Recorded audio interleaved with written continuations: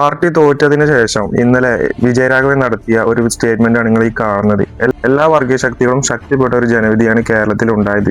യാഥാർത്ഥ്യ ബോധ്യത്തിൽ നിന്നുള്ള ഒരു മറുപടിയാണ് സഖാവെ ഞങ്ങൾ എല്ലാവരും ഇവിടുന്ന് പ്രതീക്ഷിക്കുന്നത്. ഇതൊക്കെ കേൾക്കുമ്പോൾ പാർട്ടി പ്രവർത്തകർക്ക് തന്നെ ഇതൊന്നും ഉൾക്കൊള്ളാൻ പറ്റില്ല. എന്റെ സഖാവെ പക്ഷെ മുന്നേ തുടങ്ങിയതാണ് ഇത്തരം വർഗീയ പരാമർശങ്ങൾ CPM പാർട്ടിന്റെ അടുത്ത്. ഞാനിത് ചോദിക്കട്ടെ, ഈ പയ്യന്നൂരും തളിപ്പറമ്പും തലശ്ശേരിയിലൊക്കെ പാർട്ടി പരാജയപ്പെട്ടത് ഇതേ വർഗീയത കൊണ്ടാണോ?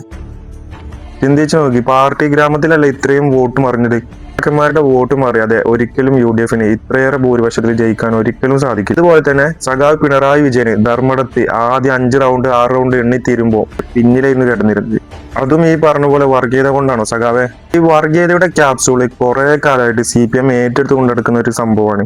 ഇതുപോലെ തന്നെ കഴിഞ്ഞ തെരഞ്ഞെടുപ്പിന്റെ സമയത്ത് സജി ചെറിയ നടത്തിയ ഒരു പ്രസ്താവന ഉണ്ടായിരുന്നു. മലപ്പുറത്തെ MLA-മാരൊക്കെ മുസ്ലിങ്ങളാണെന്നും വർഗീയവാദികളാണെന്നൊക്കെ പറഞ്ഞുകൊണ്ട് അദ്ദേഹം നടത്തിയ ഒരു പ്രസ്താവന ഉണ്ടായിരുന്നു. ശരിക്കും BJP-യുടെ പണി CPM ഏറ്റെടുത്തുകൊണ്ടാണ് ഇപ്രാവശ്യം ഇക്കോലം എന്താ പറയാ ഇത്രയും അടിപതറിയുണ്ട് ജനങ്ങളെ മുന്നിൽ നാണം കയറേണ്ട അവസ്ഥ പാർട്ടിക്ക് വന്നത്. ഇനിയെങ്കിലും അത് മനസ്സിലാക്കി തിരിച്ചറിഞ്ഞ് അതിനെതിരെയുള്ള പ്രവർത്തനങ്ങൾ നടത്തുക എന്നുള്ളതിന് പകരം ഇനിയും ഈ വർഗീയത പിടിച്ച് നടക്കലെന്റെ സഖാവെ. വെള്ളാപ്പള്ളിയെയും PC ജോർജിനെയും തുറന്നു വിട്ട് മലപ്പുറം ജില്ല പോലത്തെ ഒരു ജില്ലയിലെ ജനങ്ങളെ പച്ചക്ക് ഇത്രയും ആക്ഷേപിക്കുന്ന രീതിയിൽ മലപ്പുറം ജില്ലയും പറ്റിയിട്ട് ആധിക്ഷേപിച്ചാണ്ട് പറയുമ്പോൾ അതിനെതിരെ ഒരു നടപടി എടുക്കാത്ത സഖാക്കന്മാരാണ് ഈ പറയുന്നത്.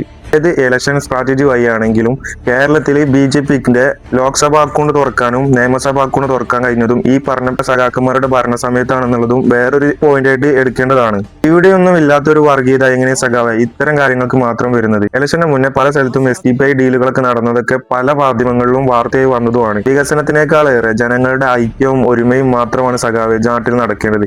കേരളം ഒഴിച്ച് ബാക്കി എല്ലാ സംസ്ഥാനത്തും ഒരുവിധം ഇത് നഷ്ടപ്പെട്ടുകൊണ്ടിരിക്കുകയാണ്.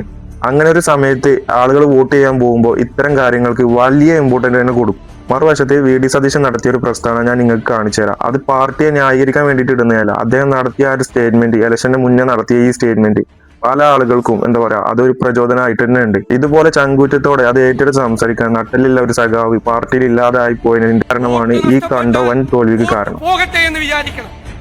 തെരഞ്ഞെടുപ്പിൽ തോറ്റാൽ തെരഞ്ഞെടുപ്പിൽ തോറ്റു പോകട്ടെ എന്ന് വിചാരിക്കണം.